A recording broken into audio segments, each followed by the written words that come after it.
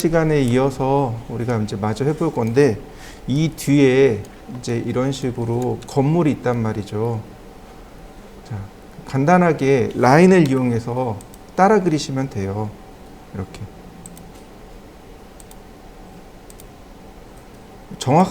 정확하게 해야 될 필요도 없고요. 얼추 비슷하게만 하면 돼요. 그 다음에 푸시앤풀로 자, 3000mm. 3000mm가 건물의 한 층이라고 보시면 돼요.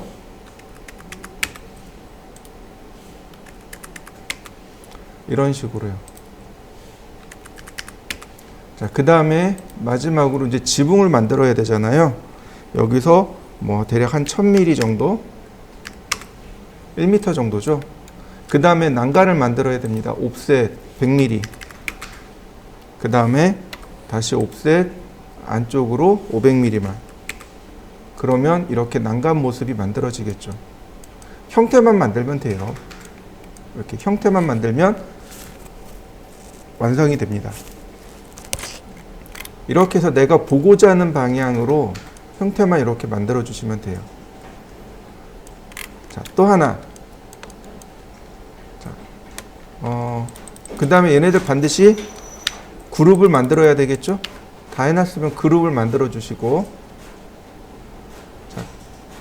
일단 여기까지 하나만 만들어 보시죠. 자, 우리가 이제 여기서 만들어야 되는 게 조감도와 투시도예요. 투시란 얘기는 사람의 눈높이에서 바라보는 걸 투시라고 합니다. 이해되시죠? 근데 사람의 눈높이로 바라다 보니까 소점이라는 게 생깁니다. 그러니까 예를 들어서 이런 거죠. 이렇게 우리 미술 시간에 이런 거 배웠을 거예요. 길 이렇게 만들어 놓고 멀리 있는 건 작게, 가까이 있는 건 크게, 이런 식으로 나무가 이렇게 있는 걸로. 기억나시죠? 바로 저 도로 끝이 한 점으로 모이는 것, 저걸 소실점이라고 해요. 소점 또는 소실점이라고 하는데, 저 소점이 한 개 있으면 1소점, 두 개 있으면 2소점, 세 개 있으면 3소점. 이해되시죠? 네 개는 없어요. 안 나옵니다. 사람의 눈이 두 개니까 3소점까지밖에 안 나와요. 4소점은 나올 수가 없어요. 3소점까지 있는데, 그러니까 지금 보시면 이렇게 해요. 1소점은 대부분 다 정면에서 이렇게 바라보게 됩니다. 이렇게 보이는 거, 그러니까 여기를 보면 조금 더 이해가 빠르겠네요. 이렇게 보이는 게 1소점입니다. 소실점이 어디로 가고 있어요? 중간으로 가고 있죠. 대체적으로 저렇게 보이는 건 1소점입니다. 실내 투시도 할 때 1소점을 많이 써요. 가장 정직하게 바라보는 뷰거든요. 그러니까 여러분들이 사진 많이 찍죠. 평소에도 1소점 많이 찍어 보세요. 1소점을 연습 많이 해보세요. 그게 어느 정도 연습이 되면 그 다음에 2소점으로 넘어가시면 돼요. 1소점 어떻게 찍나 고민하지 마시고요. 저기 복도 있잖아요. 복도 나가서 반대편 방향 딱 보고 사진 찍으면 그게 1소점입니다. 1소점 사진을 많이 찍어 보시고, 2소점 같은 경우는 소실점이 두 개가 있는 거예요. 지금 보이시나요? 소실점이 하나는 이쪽으로 나왔죠. 다른 하나는 이렇게 가고 있죠. 소실점이 두 개가 있네요. 이거 2소점이라고 합니다. 이해되시죠? 네. 3소점은 뭐냐면 여기 와서 이렇게 바라봅니다. 그리고 이렇게 바라보면 어때요? 소실점이 이렇게도 나오지만 이렇게도 나오죠. 이해되시나요? 건물을 위에서 밑으로 보거나 아래에서 위로 바라보게 되면 소실점이 이렇게 하나가 더 생겨요. 지금 얘가 커서 그런데 여기를 기준으로 했을 때 소실점이 이렇게 하나가 더 나오는 거죠. 이런 식으로. 이게 3소점이 됩니다. 그러니까 3소점 같은 경우는 건물을 바라보지 않으면 3소점이 안 나와요. 그러니까 예를 들어서 이게 잘 안 보이면 이렇게 보면 돼요. 이렇게 바라보면 이렇게 해서 소실점이 하나가 일로 가고 있죠. 다른 하나는 일로 가고 있죠. 다른 하나는 이렇게 해서 모이고 있죠. 이해되시나요? 요걸 3소점이라고 합니다. 조감도는 뭐냐면 세조자의 볼감자입니다. 새의 눈으로 바라보는 거. 지금 바로 이 장면이에요. 이게 조감도입니다. 이해되셨나요? 네. 건물을 바라볼 때는 투시도 나오지만 조감도도 나와요. 그러니까 조감도의 특징은 뭐가 나와요? 지붕이요. 지붕을 보이게끔 하는 게 조감도의 특징입니다. 자, 이렇게 바라보면 이건 조감도입니다. 그러니까 조감도는 뭘 볼 수 있어요? 주변에 배경을 볼 수 있는 거죠. 주변 전체적인 사이트를 볼 수 있는 거. 이게 조감도의 특징입니다. 투시라면 어떻게 돼요? 건물을 정확하게 바라볼 수 있는 거죠. 이건 투시. 이해되시나요? 자, 이때 투시도의 특징 하나. 투시도는 사람의 눈높이를 기준으로 한다고 했습니다. 그죠? 그럼 사람의 눈높이는 얼마일까요? 사람의 눈높이는 얼마일까요? 160으로 주시면 돼요. 170이잖아요. 평균 키가. 그러니까 160 혹은 150. 그러니까 1500에서 1600 사이로 주시면 됩니다. 근데 우리 저렇게 피규어가 있잖아요. 그죠? 저 피규어의 눈높이에다 맞추시면 돼요. 누구를? 여기 있는 이 수평선. 여기 뒤에 이 지평선 있죠. 이 지평선을 크리스의 눈높이에 맞추시면 돼요. 이렇게. 크리스의 눈높이에 이렇게 맞춰버리면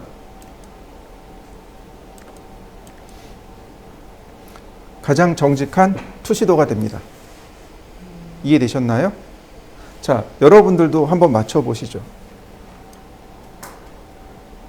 대략 한 이 정도 어디쯤 들어가야 좀 그럴싸하게 보이겠죠? 자, 한번 맞춰보실까요?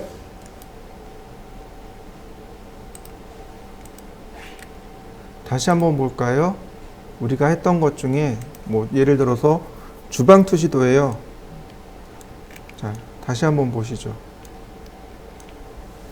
이렇게 사람의 눈높이가 여기 있고 뒤에 수평선 맞추고 그 다음에 소실점이 어디로 가고 있어요?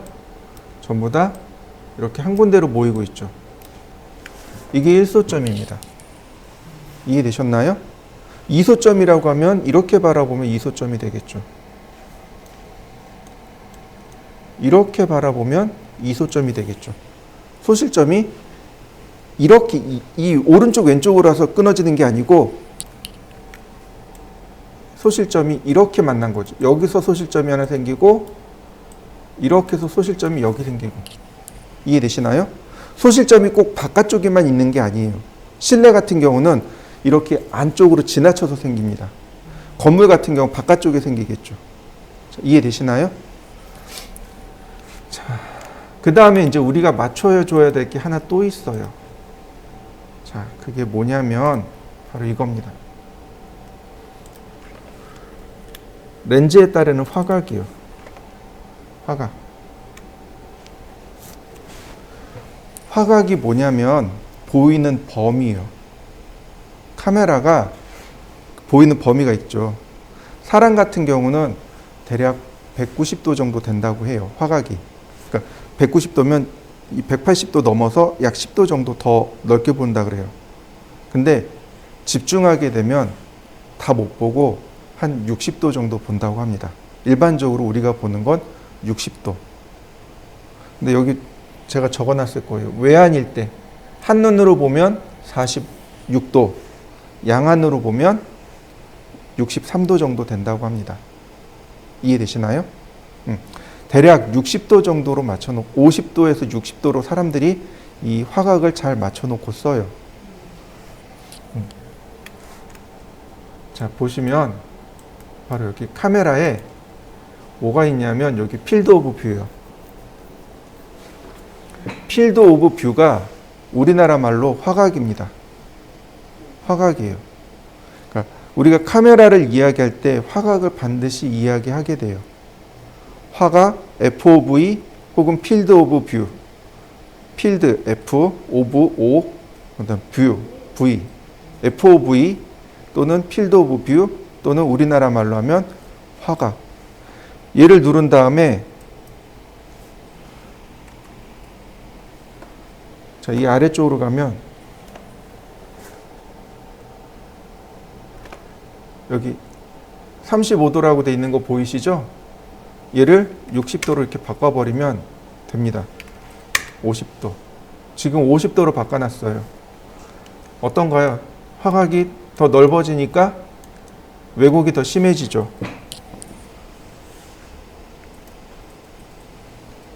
자, 한번 바꿔보시죠. 화각을 바꿔보세요. 화각을. F of V, 필드 오브 뷰를 바꿔보세요. F of V 그러니까 필드 오브 뷰를 누르신 다음에 카메라에서 필드 오브 뷰를 누르신 다음에 숫자를 쓰세요. 이 숫자. 네, 숫자를 쓰세요. 그러면 바로 바뀝니다. 50도 숫자 써버리세요. 그러면 바로 화각이 바뀝니다. 자, 다음 보시면은요. 자, 이 뒤에 배경되는 이 건물 있죠. 얘도 흰색으로 글래스 앤 미러 아니 글래스가 좋은데 자 이렇게요. 글래스를 주시는데 밝은색 흰색으로 하고 자 이렇게요. 흰색으로 하고 흰색으로 색을 바꾸고 그 다음에 여기 오파시티 보이시죠? 오파시티가 우리나라 말로 불투명이란 뜻입니다. 불투명도를 올려주세요. 이렇게요.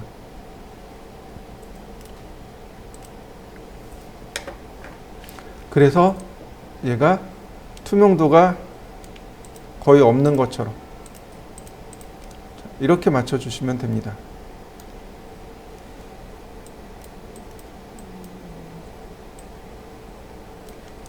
이렇게 투명도가 이렇게 살짝 들어가 있으면 돼요. 조금 더 줘볼까요? 색상도 뭐 이렇게 흐리게 하셔도 좋아요. 회색으로 넣어도 좋고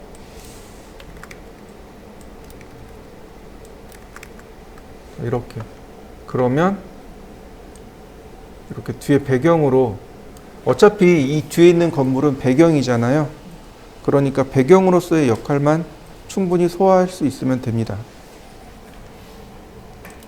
필드 오브 뷰 50 이렇게 생긴 거죠. 자, 여기까지 한번 해보시죠. 지금부터 조명에 대해서 설명할 건데요. 자, 일단 잘 보셔야 됩니다. 지금 여기 당구공 그림 보이시죠? 이 당구공이 에셋 에디터라고 합니다. 중요한 기능은 여기 다 들어있어요. 이건 Vlay에만 있는 내용입니다. 그러니까 스케치업 명령은 여기까지라고 보시면 돼요. 근데 지금부터 할 건 바로 이 Vlay입니다. 여기 에셋 에디터를 눌러볼까요?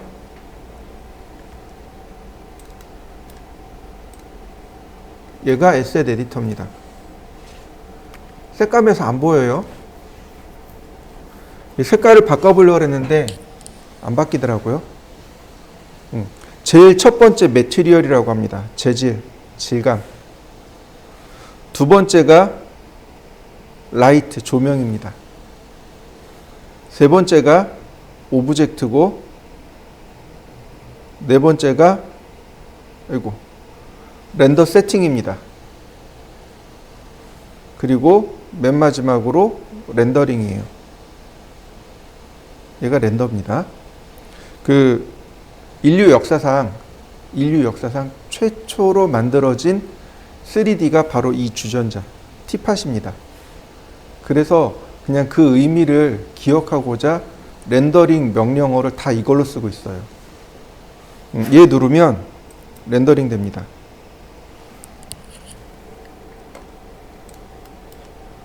이렇게 렌더 버퍼하고 렌더 계산기하고 이렇게 두 개가 뜨면서 렌더링이 들어갈 겁니다. 여러분들도 한번 해보세요. 시간이 조금 걸리긴 할 텐데 렌더링 한번 해보시죠. 자, 우리가 봐야 될 게 뭐냐면 바로 라이트요. 여기 중간에 화살표 있어요. 이 화살표 누르시면 열리고 닫히고 합니다. 여기 라이트 조명 누르시면 돼요. 기본적으로 선라이트가 하나 들어있어요. 이렇게 태양광이 하나 들어있습니다. 자, 선택하고 나서 보면 자, Enable 선라이트를 쓰겠다는 뜻이죠. 얘를 꺼버리면 어떻게 될까요? 선라이트가 안 되겠죠. 그 다음에 그 아래 보면 인비저블이라고 있습니다. 인비저블, 비저블, 인비저블 이렇게 이야기하는데 왜 저기 투명인간 있죠? 투명인간이 우리나라 영어로 하면 인비저블맨. 그러니까 다시 말하면 이 옵션을 체크하면 태양을 안 보이게 하겠다 이런 뜻이 됩니다. 자, 보세요. 제가 조건을 만들어 볼게요. 시간을 6시로 오후 6시고 네, 이 정도면 되겠다. 그림자를 보면 그림자의 방향이 이쪽이니까 대략 태양은 이쪽에 있겠네요. 이렇게. 자, 렌더링.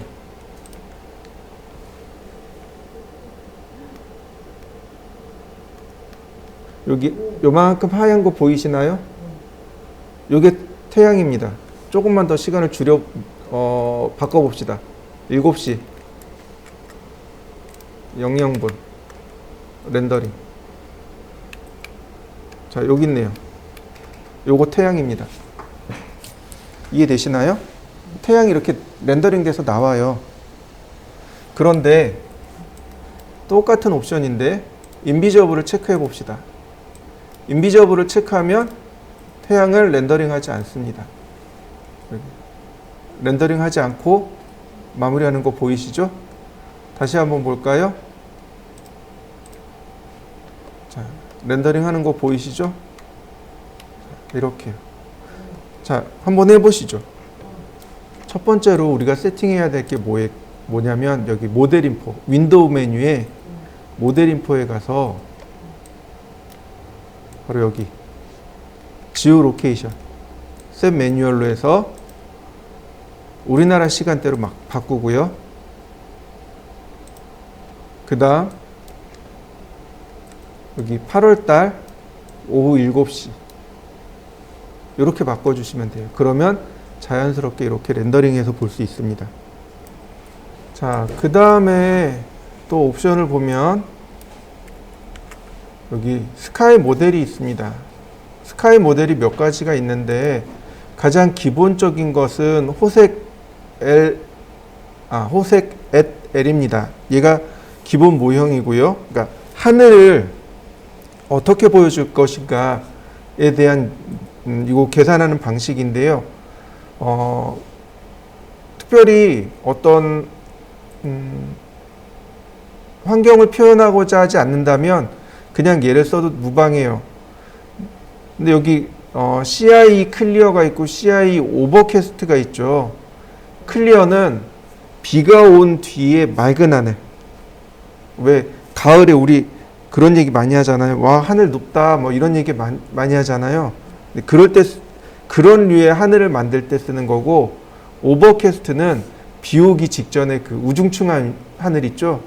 그 우중충한 하늘 만들 때 쓰는 게 오버캐스트입니다. 근데 그렇지 않고는 그냥 기본값을 쓰시면 되겠고요. 트러비티하고 오존입니다. 트러비티는 먼지, 오존은 그냥 말 그대로 오존층입니다. 근데 이 트러비티하고 오존이 반대로 움직입니다. 다시 말하면 이 값이 높아지면 높아질수록 어떻게 돼요? 하늘에 먼지가 낀 것처럼 됩니다. 시간을 1시로 바꿔볼까요?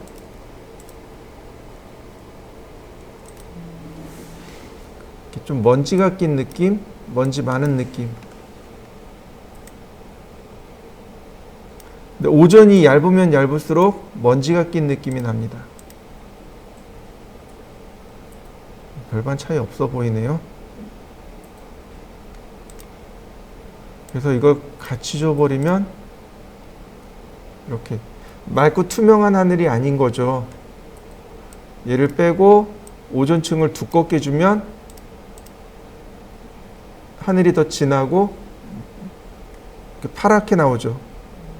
자, 다시 한번 볼까요? 제가 절반만 해볼게요. 이렇게. 자, 오존을 빼고 먼지를 많이 넣어봤습니다. 색상이 다르죠? 이렇게요. 굳이 렌더링 하는데 얘네들까지 이렇게 막 세세하게 리터칭할 필요는 없을 것 같아요. 그 다음에 인텐시티 멀티플러. 앞으로 많이 나올 단어 중에 하나가 이 인텐시티인데, 이 인텐시티가 뭐냐면 밝기입니다. 태양의 밝기예요. 이 값을 바꾸시면 안 돼요. 이 값이 1이잖아요. 예를 들어서 제가 3으로 놨습니다. 그러면 3만큼 밝아지겠죠. 이렇게. 밝아진 거 보이시죠? 반대로 0.5라고 해봤습니다. 그럼 어두워지겠죠. 조명이 어두워진다라고 생각하시면 돼요. 조명의 밝기입니다. 태양의 밝기예요. 근데 얘로 조절하지 않습니다. 이 장면의 밝기는 인텐시티 멀티플러, 즉 조명에서 조절하는 게 아니고 나중에 카메라에서 조절합니다. 여기 카메라에 들어가면 바로 여기 이 부분, 여기 카메라 보이시죠? 이 부분, 여기 카메라에 바로 이 부분, 여기서 장면의 밝고 어둡기를 여기서 조절해요. 그러니까 여기서 절대로 조절하시면 안 되겠고, 사이즈 멀티플러는 그림자입니다. 자, 그림자가 여기 와 있네요. 자, 렌더링. 자, 보시면 이 그림자 테두리 있죠. 여기 테두리를 보시면 돼요. 자, 여기다가 렌더링을 요만큼만 바꿀 겁니다. 자, 사이즈 멀티플러를 제가 올려봤습니다. 렌더링. 흐트러진 거 보이시나요? 이렇게요. 여기 그림자가 또렷하죠. 근데 여기 그림자가 흐릿하죠. 이게 사이즈 멀티플러입니다. 자, 다시 한번 볼까요? 영역을 다시 한번 이렇게 제가 확대해 가지고 다시 렌더링. 어떤가요? 그림자가 쭉 흐려지는 거 보이시죠? 이 테두리를 흐릿하게 하는 거죠. 당연히 태양에서는 그림자가 또렷하게 나와요. 그런데 형광등 그림자는 어떤가요? 이렇게 그림자가 흐릿하죠. 바로 이런 부분들을 표현할 때 쓰는 게 사이즈 멀티플러입니다.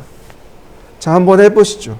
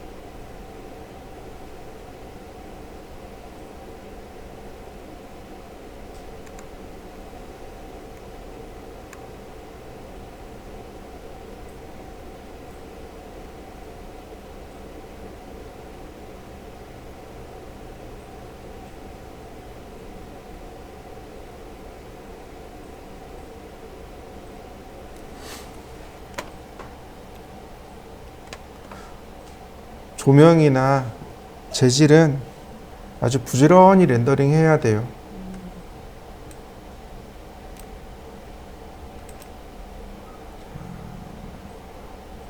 그 다음에 그라운드 알베도라는 값이 있네요. 바로 여기. 지금 보시면 여기가 하늘이고 얘가 지평선이고 여기가 그라운드죠. 바로 얘에 대한 색상입니다. 예를 들어서 제가 파란색을 놔봤습니다. 렌더링을 하게 되면 이렇게 파랗게 보이는 거죠. 그라운드의 색상이 이렇게 파랗게 보이는 거죠. 이렇게. 그냥 그라운드의 색상은 그냥 회색 처리해서 보는 게 가장 무난하겠죠. 이건 뭐 별거 아니고. 그 다음에 블렌드 앵글. 여기 혼합되고 있는 이 각도 보이시죠? 여기. 자. 예를 들어서 제가 이 값을 줄여봤습니다. 그러면 이렇게 칼처럼 딱 떨어지는 거죠. 만약에 얘가 높아요. 그러면 많이 흐릿한 거죠. 가급적이면 얘는 이렇게 적당히 값을 유지하는 게 좋습니다. 그 다음 호리즌 옵셋, 이 호리젠탈의 위치를 조절해 주는 겁니다. 예를 들어서 제가 이렇게 놔봤어요. 그러면 움직였나요? 다시. 네, 움직인 거 보이시나요? 자, 렌더링. 지금 0일 때가 여기고요. 아니 1.4이네요. 지금 구별이 안 가니까 여기 라인에 맞춰 오자고요. 여기 라인에. 자, 렌더링. 이만큼 밑으로 내려간 거 보이시나요? 네.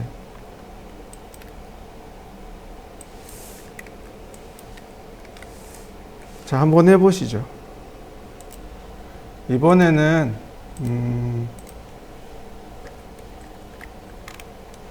누구를 볼 거냐면, 자, 투시도를 한번 꺼내 보시죠. 투시도입니다.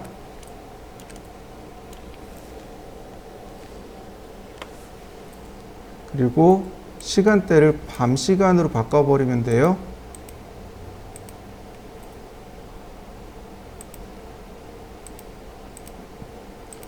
밤 시간대로 바꾸면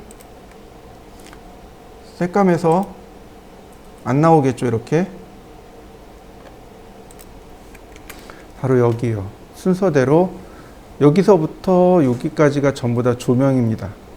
조명이 하나, 둘, 셋, 넷, 다섯, 6개가 있습니다. 아니, 총 7개요. 7개의 조명이 있고요. 제일 첫 번째가 플랫라이트입니다. 플랫라이트는 이렇게 그리면 이렇게 사각형 모양으로 조명이 그려집니다. 자, 확대해 놓고 보면 앞면 뒷면이 존재합니다. 자, 이 부분만 렌더링 해보죠. 자, 렌더링. 그럼 조명이 나오는 거 보이시나요? 이렇게. 플랫라이트, 말 그대로 평면 조명입니다. 근데 얘가 앞뒤가 있어가지고, 자, 보시죠. 자, 로테이트.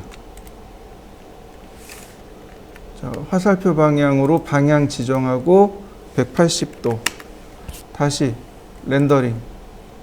그럼 어때요? 이번엔 아래쪽으로 조명이 나가는 거 보이나요? 이렇게 조명의 방향을 조절할 수 있습니다. 자, 여러분들도 한번 해보시죠. 자, 옵션도 똑같아요. 보시면 이렇게 여기에 조명에 대한 내용이 나옵니다. 만든 것이 여기 이렇게 나오는 거죠. 보시면 옵션들이 이렇게 있습니다. 이네이블이 있고요. 컬러가 있습니다. 굳이 컬러는 바꿀 필요 없겠죠. 왜냐하면 조명의 색상이죠. 조명에도 일부러 색상을 넣어서 조명을 주기도 합니다. 예를 들어서 가장 대표적으로 정육점 같은 데에 조명이 붉은 조명이죠. 붉은색으로 조명을 줘야 고기가 조금 더 신선해 보이는 거죠. 그래서 정육점은 붉은색을 주듯이 조명에는 약간의 색이 들어가 있긴 합니다. 자, 그 다음에 그 아래 인텐시티가 있네요. 조명의 밝기입니다. 예를 들어서 제가 300으로 놨습니다. 그러면 렌더링하면 조명이 많이 밝아지는 걸 볼 수 있습니다. 조명의 밝기죠.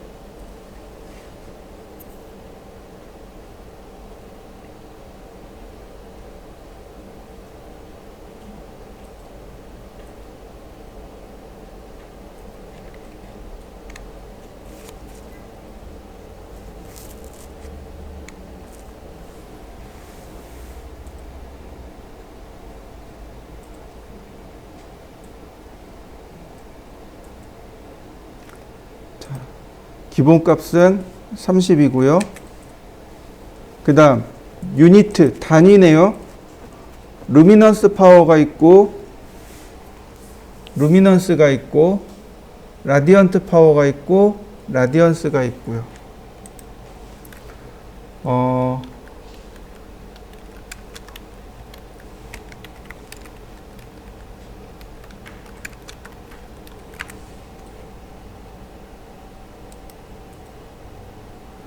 자, 루미넌스 파워는 말 그대로 루미넌스고,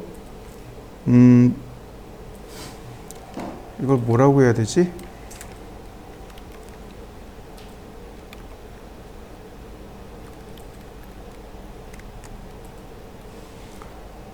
자, 룩스하고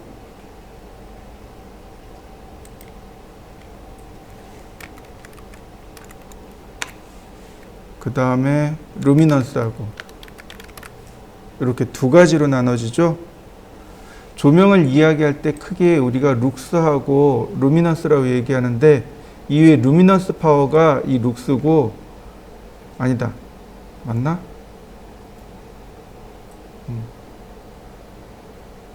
루미넌스가 루미넌스 파워가 루미넌스고 그 다음에 그 아래 루미넌스가 룩스를 의미합니다. 그 무슨 얘기냐면 형광등에서 빛이 나오잖아요. 빛이 얼마만큼 밝게 나오느냐, 이건 루미넌스예요. 근데 룩스는 뭐냐면 여기 대상체 있죠. 여기 대상체에 얼마나 밝게 도달하느냐, 이게 룩스입니다. 이해되시나요? 그 빔 프로젝트 혹시 생각이 있으신가요? 저는 그 어렸을 때 꿈이 그거였어요. 홈시어터. 그래서 이제 다 따로따로 해가지고 조합해서 이제 만들어 보는 게 꿈이었어요. 그래서 나름 그 음향 장비 중에 믹서라고 하잖아요. 믹서도 다룰 수 있거든요. 근데 그 빔 프로젝트를 보면 밝기를 룩스로 표시하는 데가 있고 루미넌스로 표시하는 데가 있어요. 그 예를 들어서 한 10만 원대 혹은 20만 원대, 30만 원대는 전부 다 루미넌스로 표시합니다. 왜냐하면 그 빔 프로젝터에서 얼마나 빛이 밝게 나오는가 이것만 따지는 거예요. 근데 100만 원 이상 넘어가는 건 다 룩스로 따집니다. 여기에 얼마나 밝게 도착하느냐, 그걸 따지는 거죠. 그래서 룩스가 높은 게 빔 프로젝트는 좋은 거죠. 마찬가지예요. 얘도 똑같이 얘를 쓰면은 빛이 안 들어가네요.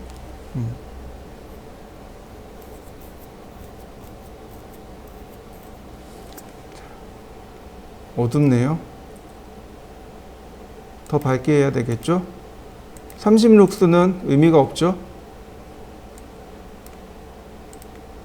적어도 3000룩스가 돼야 효과가 나오죠, 이렇게.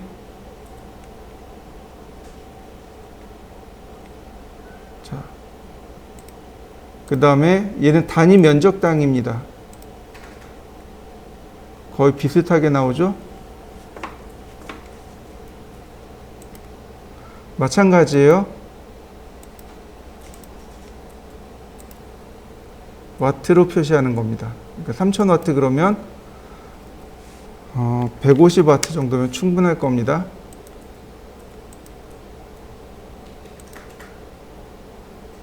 이렇게요. 와트로 표시하는 거죠. 얘는 단위 면적당입니다. 이렇게. 보통은 그냥 디폴트 값을 많이 사용해요. 그리고 이 값을 주실 때는 배수로 올리시는 게 좋습니다. 30 다음에 60, 그 다음에 90 이런 식으로요. 그러면 값을 보고 따지는데 조금 편할 거예요. 자, 여러분들도 여기 있는 인텐시티를 한번 바꿔보시죠. 자, 모양이 있어요. 그 다음에 쉐입이라고 나옵니다. 쉐입은 모양, 형태란 뜻으로 기본 모양은 렉탱글, 사각형이고 엘립스로 놓으면 타원형이 되겠죠. 원형 또는 타원형으로 만들어지게 됩니다. 그 다음에 라이트 포털은 안 써요. 안 되기도 하고. 뭐냐면 라이트 포털이 뭐냐면 그 가스레인지 있죠. 가스레인지 딱 켜면 어떻게 돼요? 불꽃이 쫙 올라오잖아요. 그거요. 그게 라이트 포털입니다. 근데 아쉽게도 여기선 이게 효과가 안 나와요. 넘어가시면 되겠고, 인비저블은 아까도 봤듯이 보이고 감추고죠. 우리가 체크할 건 바로 여기 있는 더블 사이드요. 더블 사이드를 체크해 놓으면 조명이 양쪽으로 갑니다. 이렇게요. 조명이 양쪽으로 가는 거죠. 아까는 앞면 방향으로만 조명이 갔다면 지금은 양면으로 조명이 빛을 비추게 됩니다. 여기서는 요거만 잘 체크하시면 돼요. 더블 사이드. 네. 그 다음에 인비저블을 체크하면 어떻게 돼요? 감추어지는 거죠. 이렇게 조명이 감추어지는 거죠. 자, 그 아래 보시면 이런 게 있어요. 이펙트, 디퓨즈, 이펙트, 서피큘라, 이펙트, 리플렉션 이렇게 있습니다. 이펙트는 효과란 뜻이죠. 그러니까 디퓨즈는 뭐냐면 사물이 지닌 그러니까 전체적인 색상을 디퓨즈라고 합니다. 사물이 지닌 색상을 디퓨즈라고 하고, 서피큘라는 말 그대로 하이라이트 효과예요. 하이라이트. 그러니까 사물이 빛이 닿으면 하이라이트가 일어나죠. 어떤 건 안 일어나기도 하고 어떤 건 일어나기도 하고, 그 하이라이트 효과 만들 거냐 말 거냐 그 얘기입니다. 그 다음에 이펙트, 리플렉션, 반사요. 리플렉션은 반사를 뜻합니다. 그러니까 반사를 할 거냐 말 거냐 이 얘기입니다. 그러니까 그래서 굳이 여기는 옵션을 손 안 대요. 스토어 이리디언스 맵은 뭐냐면 이거 조명 값을 미리 계산하겠다는 뜻이에요. 계산해서 저장해 놓겠다는 뜻이고, 커스틱스가 이게 재밌는 옵션인데 빛의 굴절이에요. 그게 뭐냐면은 그 와인잔 같은 병 있잖아요. 병에 이렇게 빛이 투과되면 빛이 굴절되면서 이렇게 빛이 밝게 빛나는 부분들 혹시 기억하시나요? 또는 이런 거, 그러니까 태양빛을 비춰서 그림자 쪽으로 빛을 반사시키는 거 있죠. 근데 그게 바로 커스틱 효과입니다. 이건 나중에 한번 더 나올 거예요. 커스틱의 품질이란 뜻이에요. 섀도우, 그림자죠. 그림자 당연히 만들어야죠. 자, 그 다음에 우리가 여기서 조명을 지울 때 이렇게 지우면 안 돼요. 자, 선택하고 여기서 지우면 살아있는 거 보이시나요? 여기 선택하고 오른쪽 버튼 누른 다음에 딜리트. 사라진 거 보이시나요? 네. 이렇게 지우셔야 됩니다. 자, 한번 지워보시죠. 그 다음 조명은 스피어 라이트예요. 구슬이란 뜻입니다. 이렇게 구슬 모양의 조명을 말합니다.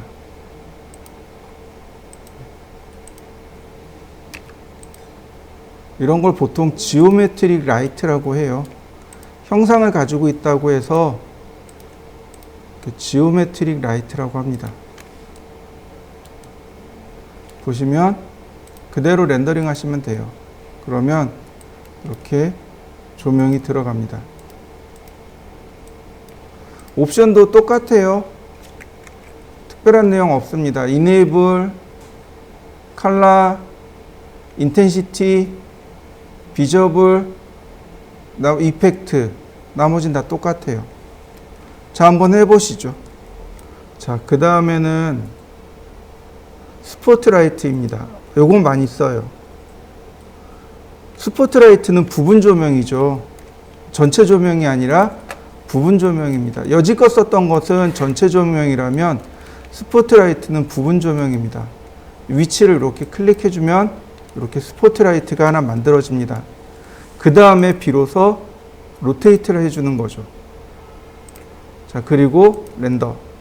그러면 이와 같이 조명이 들어가게 되는 것을 확인할 수 있습니다.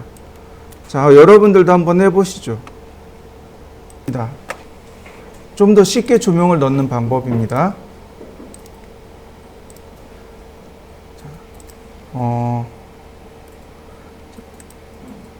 이게 아니구나. Shift 키를 누르고 클릭해 주세요. 그러면 다시 볼까요?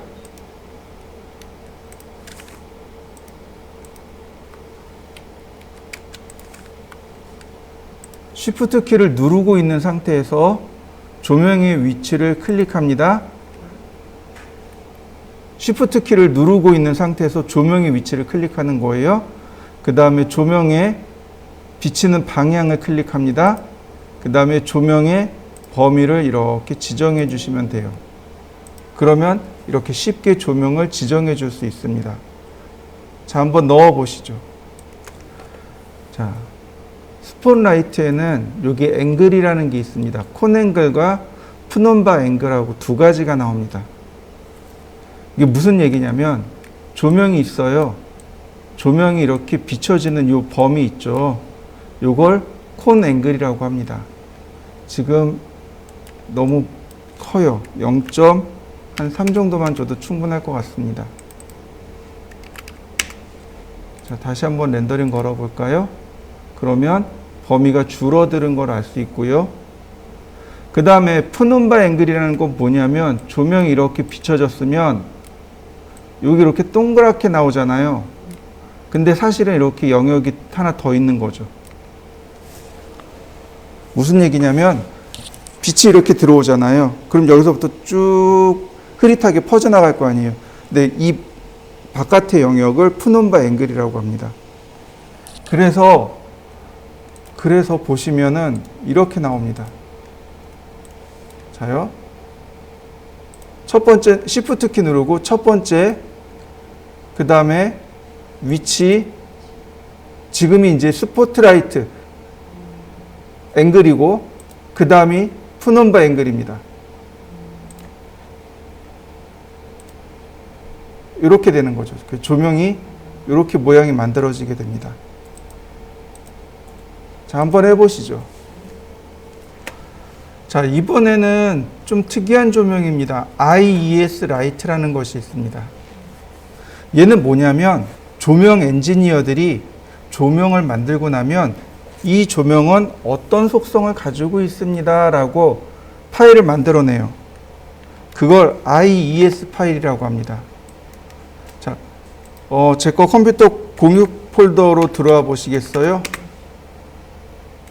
이렇게 공유 폴더로 들어오시면 스케치업 안에 보면 여기 IES 파일이 있습니다.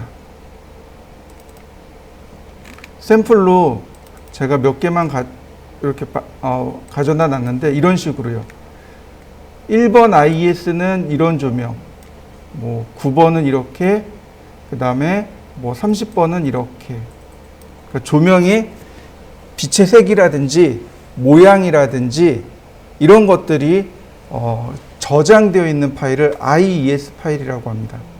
그러니까 각 회사마다 뭐 오슬람이면 오슬람, 뭐 어디면 어디 이렇게 조명을 만드는 회사들이 있을 거 아니에요. 그 조명을 만드는 엔지니어들이 만든 파일, 그게 IES 파일입니다. 바로 이 파일을 불러다 쓰는 거예요. 자, 그럼 이렇게 사용합니다. IES 라이트를 클릭해 보면 이렇게 떠요. 파일을 선택하라고.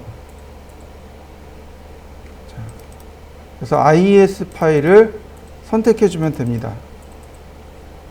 아까 9번, 그냥 1번을 해보죠. 열기. 그러면 똑같습니다. 클릭하고, 그러니까 Shift 키 누른 상태에서 클릭해 보세요.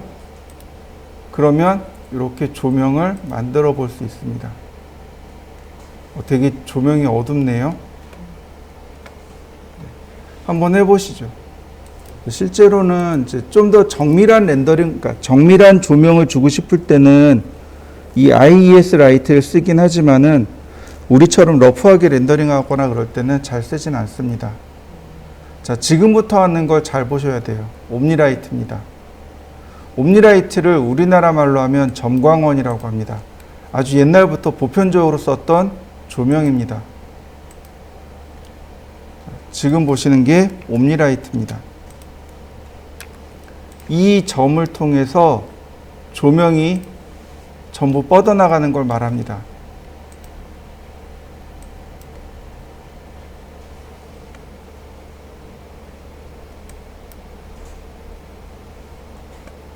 자, 제가 조명을 더 키워봤습니다. 예를 들어서 3000까지 키워봤어요. 그럼 조명이 이렇게 밝아지는 거 보이시나요? 얘는 점광원이라고 합니다. 태양처럼 조명이 사방으로 뻗어나가는 조명을 말합니다. 형광등이나 아니면 백열등 같은 거 생각하시면 돼요. 백열등이나 촛불처럼 그 지점을 기점으로 해서 조명이 빛이 사방으로 날아가는 거죠. 이런 걸 점광원이라고 합니다.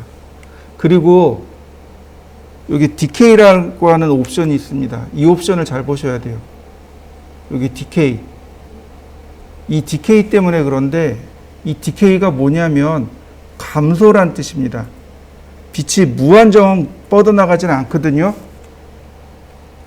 자, 이 값을 보시면 이렇게 라이너라고 놓습니다. 이 라이너를 놔야 그래도 빛이 좀 나가요. 지금 30으로 인텐시티 30이고 디케이가 라이너입니다. 많이 밝죠? 인버스로 놨습니다. 많이 어두워질 겁니다. 많이 어두워졌죠? 인버스 스퀘어로 놓으면 훨씬 더 많이 어두워집니다. 거의 빛이 안 들어오는 것처럼 나오는 거죠. 그러니까 쉽게 얘기해서 이렇게 보시면 돼요. 라이너는 거리에 따라서 비례로 감소합니다. 이런 뜻이에요. 그러니까 인버스는 반비례로, 인버스 스퀘어는 반비례의 제곱으로 이런 뜻으로 받아들이시면 돼요. 보통은 라이너 많이 사용합니다. 라이너로 바꾸시고 조절하시면 돼요.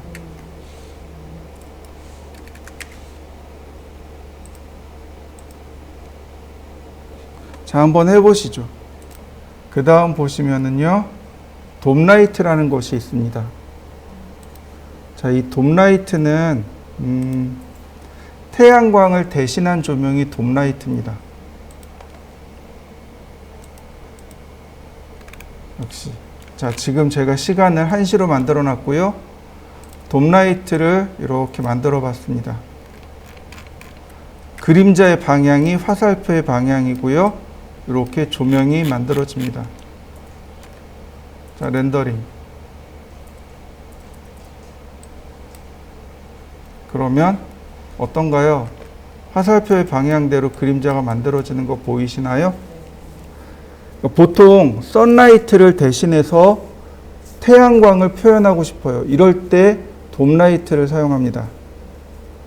자, 여러분들도 돔라이트를 이용해서 한번 렌더링을 해보시죠. 옵션을 보면 얘는 조금 독특한 옵션들이 많은데 그래도 보시면은요, 바로 여기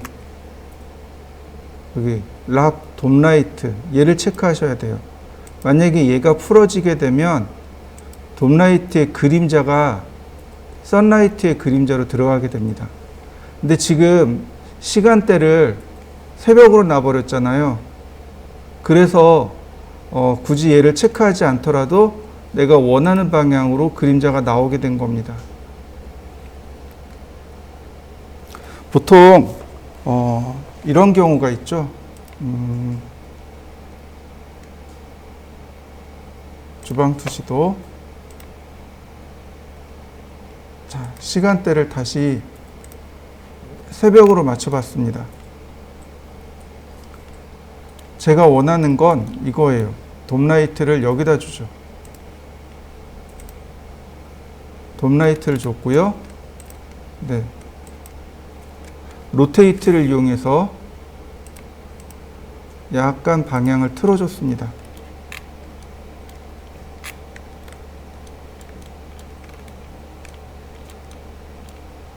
자, 렌더링.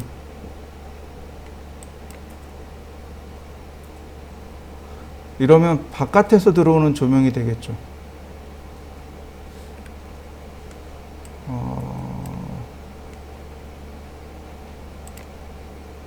자, 락돔 라이트. 다시 렌더링.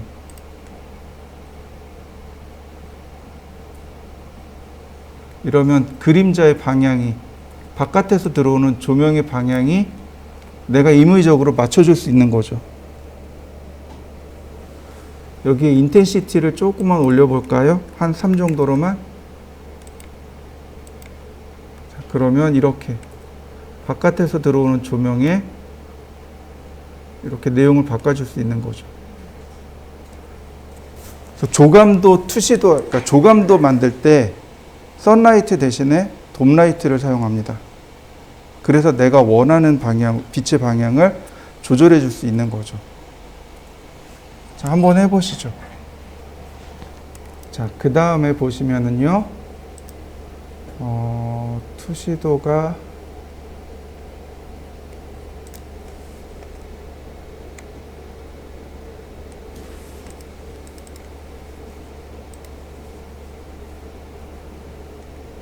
우리 투시도 만들 때 요거 있었죠. 기억나실 거예요.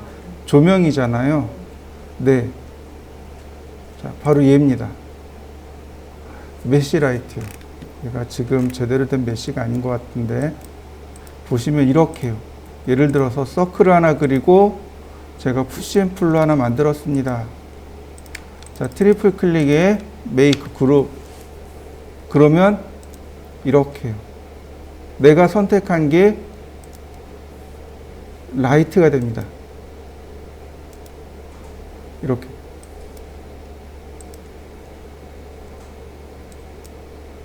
이렇게 선택한 객체가 조명이 되는 것. 이게 바로 메쉬 라이트입니다.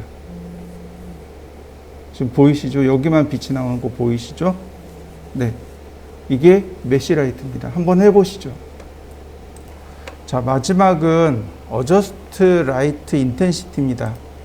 조명을 여기서 찾아가지고 이 인텐시티, 밝기를 조절해야 되는데 그게 쉽지 않거든요. 그러니까 얘를 선택한 다음에 드래그 하시면 돼요. 이렇게. 그럼 조명의 밝기를 그냥 드래그로서 조절할 수 있게 되는 거죠. 이게 어저스트 인텐시티입니다.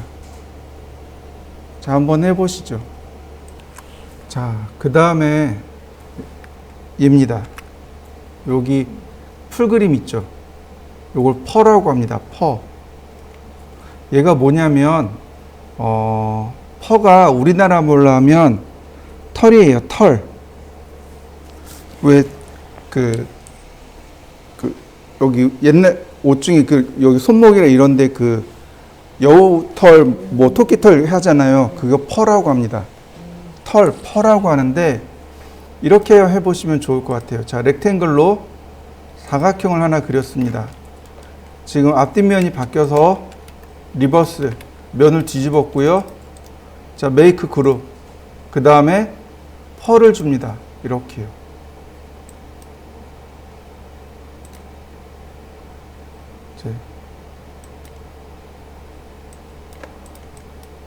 선택하고 펄을 줍니다. 그러면 이렇게 펄에 대한 내용이 나오는데 렌더링을 하게 되면 이렇게 펄가 만들어지게 돼요. 근데 말이 펄지 이걸 잔디라고 이해하시면 좋을 것 같습니다. 그러니까 우리가 모델링을 해서 뭐 곰인형이라든지 이런 인형들의 털을 표현한다든지 머리카락을 표현한다든지 아니면 잔디를 표현하고 싶어요. 그럴 때 쓰는 게 퍼입니다.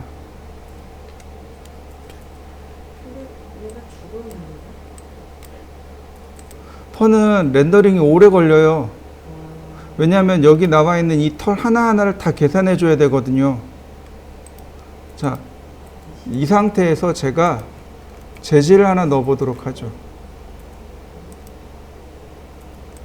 어떤 게 좋을까요? 랜드스케이핑의 잔디요.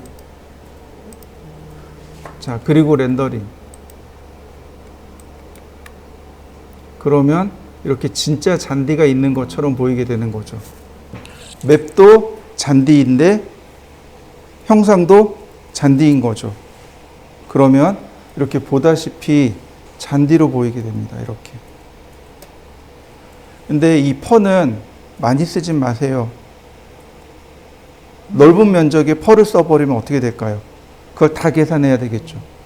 그러면 렌더링이 하세월인 거죠.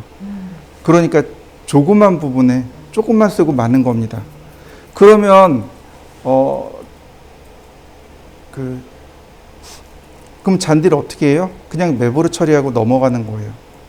멀리서 봐도 그냥 잔디 그림이 들어가 있으니까 티가 안 나거든요.